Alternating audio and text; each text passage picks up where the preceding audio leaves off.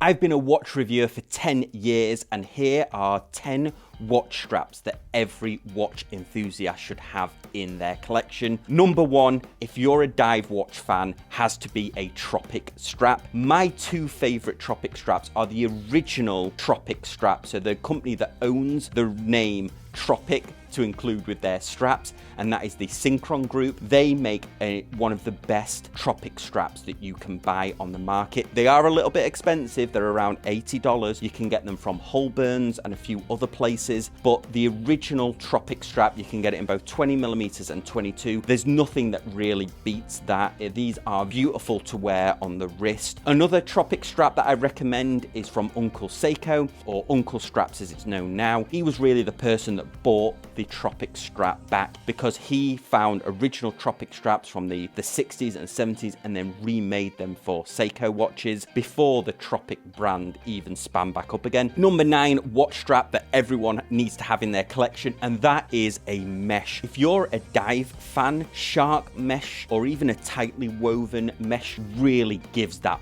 vintage look to your watch. For you can spend up to $300 on these, but some of the ones that I particularly like are the ones from Watch Gecko, also Mark over at Long Island Watches. Not only do they give a good vintage look to your watch, but you have a watch that doesn't come with a bracelet or doesn't have a bracelet that has fitted end links. Adding a mesh strap doesn't make it look quite so weird when you're adding it to the watch, because most mesh straps are straight end links, so it doesn't look as weird as it would do if you just put a straight link bracelet onto a watch. Number 8 is an ISOframe strap. So another shout out to the guys over at Synchron Group. This is the original strap. This strap, like the Trop, has been copied many times, but there is only one true authentic ISOframe strap. Originally it was made from a special mix of rubber. Now I think they use more standard off-the-shelf rubbers to make these straps, but there is a world of difference between one of these ISOframe lookalike straps and the actual ISOframe straps. Next on the list, number 7 is a Bund Strap. Now this is going to divide opinion because some people really love these and some people hate them, but I really like a Bund Strap. A Bund Strap, typically leather strap, that has an additional piece of leather that goes on the back behind the watch. This really helps if you have a metal watch that perhaps irritates your skin. You've essentially got a piece of leather behind the watch. It really helps if you have a smaller vintage watch that you're worried about the size or you find it's a little bit too small for your wrist. Adding a Bund Strap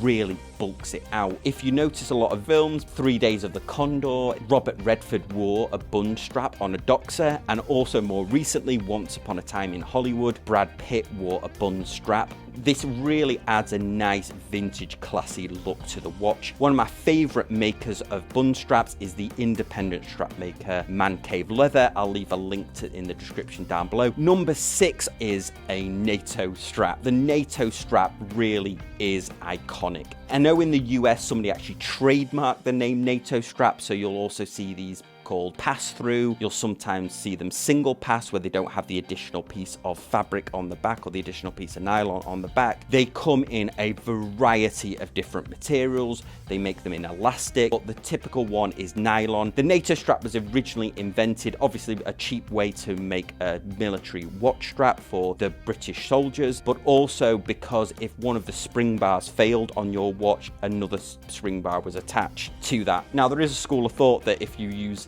cheaper spring bars with your watch and use a NATO, that the NATO can cause the spring bar to fail, but I'll leave that to your opinion in the comment section down below. Coming in at number 5 is of course a decent leather strap. You can get multiple different versions of leather straps. These are sometimes the hardest to buy because sometimes cheap ones are quite good, sometimes the expensive ones aren't that good, so it's really difficult to buy a leather strap. I love the handmade ones from, again, Man Cave Leather. You can also get really decent handmade leather straps from an Italian company called Collareb, but there's nothing like having a proper leather strap that really conforms to your wrist. Number 4, if you've got a vintage watch, a lot of these watches, Timex in particular, came on spring-loaded straps. Now these were made by a company called Speedle or Spidle. You can still buy them brand new today. The company is still going. If you've got a 60s, 70s watch, really adds to that 70s these look, and they're not that expensive. They're coming in at, I think they're less than $50. Coming in at number 3 on watch straps that you own as a collector. If you own an Omega Speedmaster, a moon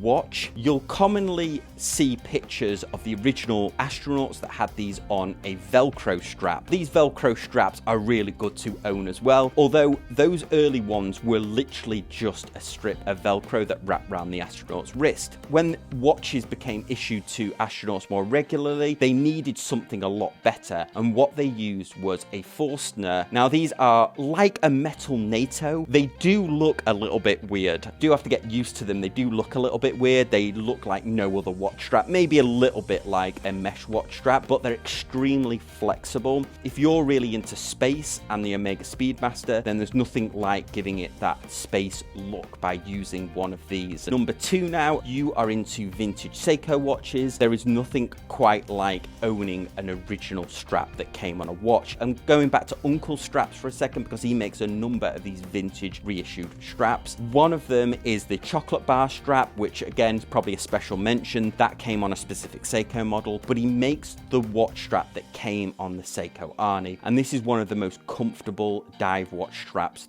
to put on any watch. It has a thicker spring bar, so you can get the Seiko spring bars through there as well, but really comfortable, gives that vintage dive watch aesthetic look to a watch strap. One of my favorite dive watch straps to include on your vintage dive watch, whether it's Seiko or another brand as well. Number 1 on my list, this is a little bit of a quirky mention, but this is by far one of my favorite bracelets that I've ever owned on a watch. This again is another shout out for the team over at Uncle Straps, but they recreated a watch that I think maybe came on 1 or 2 vintage Seiko models, but they do straight end versions. They also do fitted end link versions as well for Seiko watches, but this is the really quirky razor wire strap. This isn't for everyone. It's got a quirky look for it. Adjusting the bracelet is a bit quirky. It's like one of those metal puzzles, trying to get all the little pieces aligned to follow the pattern of the bracelet, but this is one of the most comfortable watch bracelets that I have ever